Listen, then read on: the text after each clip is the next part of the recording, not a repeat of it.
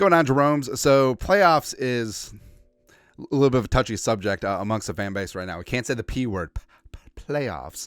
The Vikings a handful of weeks ago having like an 85% chance to make the playoffs, and then losing 5 out of 6.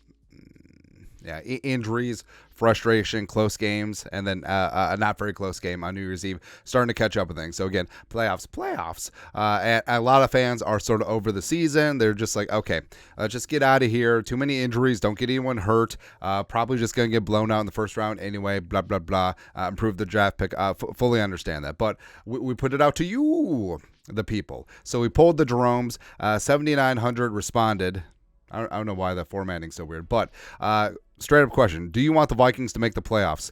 31% said yeah, and 69% said no. So 69% of almost 8,000 voters say no playoffs. And I understand, I commiserate, get better draft pick, as well as, the season's sort of be over, and the Vikings probably could get schwacked in the playoffs. But 31%.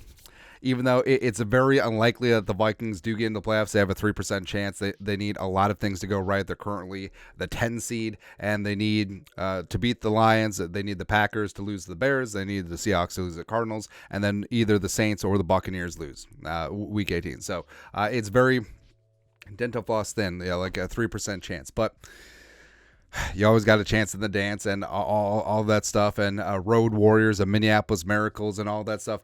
Crazy things happen, right? And also, the fact that the Vikings, even with all the injuries, I mean, every single one of their losses except for Sunday were by one score. And is Sunday indicative of where the locker room is? Have they tuned out Kevin O'Connell? Who the hell is going to be quarterback? Can they actually score points? Why is the defense so bad all of a sudden? But I mean, if the Vikings win their next 5 games, they'll hoist that Jerome Barty again one time. And again, it's very unlikely. But also, I would love to see the Packers not get in. That's how petty I am. I'm so petty, I'm Tom Petty. And I won't back down. But just think what would happen. So Dallas or Philadelphia is going to win the NFC East. And if the Vikings beat the Lions week 18 to keep their playoff hopes alive, potentially get in, the Lions would be stuck in the 3 spot. And with San Francisco already won, so the Vikings would start out wildcard weekend at Dallas or at Philly, which Vikings could exercise a lot of demons there. And then second round, the Vikings would be obviously the lowest seed remaining, so they would be at San Francisco. What could go wrong there? I think back in the 80s, the Vikings won a playoff game in San Francisco. Anthony Carter go crazy. There you go. And then the remaining teams, could be. So let's say Dallas wins the East. So the remaining teams could be Detroit, could be Tampa, could be Philly, could be the Rams. Why not? Let's. Full-on Detroit revenge tour. So you beat the Cowboys, you beat the Niners, you beat which you already have once this season, you beat Detroit in the NFC title game in Detroit. Come on, man. But again, I fully understand it's pie in the sky, sipping on the purple Kool-Aid, sipping on the purple drink type stuff, but I don't know. Like, again, I give a degree of understanding and leeway. Not going to call you fake fans, that stuff.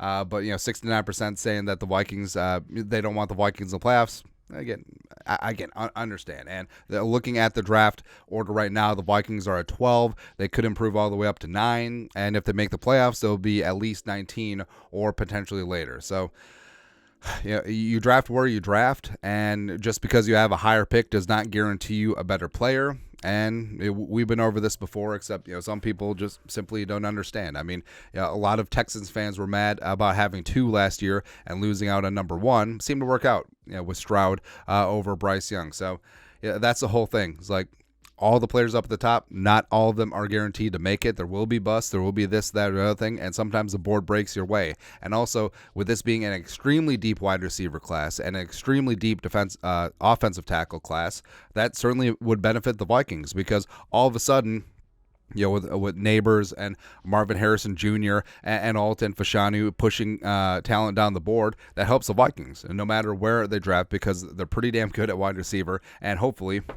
if Darrisaw gets his ish together, they're really good at offensive tackle as well. So either way, wherever the Vikings draft, everything's going to come up Vikings. Even after that at 32, just take J.J. McCarthy. or Bo Nix or whoever falls, or we'll start leaking out that Michael Penix. Well, I guess gas mask bong isn't as big of a demerit as it was during the Laramie Tunsil year, because it's basically legal in all the states now. But well, whatever. But again, whatever shakes out on Sunday, shakes out on Sunday. And if they make the playoffs, awesome. Win 4 games, they hoist that Jerome Barty. If not, it is what it is, and we'll go from there. But your thoughts are thoughts. 69% of Vikings fans don't want the team to make the playoffs. Let us know your thoughts and our thoughts in the comment section below. Subscribe for daily Vikings takes. Want to support the work? Put a little something in the Venmo. But till next time, Skol, production value.